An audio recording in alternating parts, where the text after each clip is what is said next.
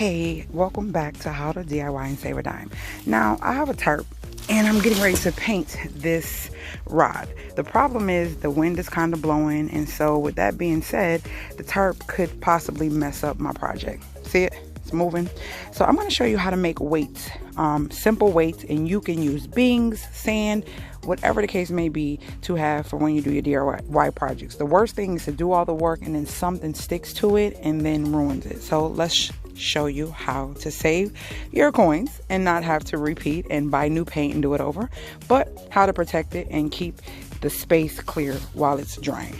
So this is definitely a great way to utilize these Walmart bags. So I already did some, but my last one I'm getting ready to do for you so you can see it. Hold on one second. All right, the sun is so bright so I can't really see too well, but I hope you guys can see me.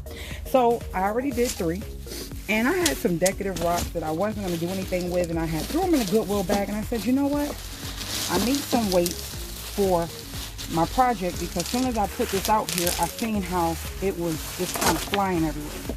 So basically, you could take rice, beans, you can even use your canned goods, but if you have something that has a little bit of weight to it, rice, sand, beans, whatever, tie it in a little knot, and then you just save these or put these wherever when you get ready to do a project, or keep them on your patio. It's up to you, especially if you come out and do projects a lot. You see it starting to move, so I'm going to put them down and show you how it just keeps it from moving.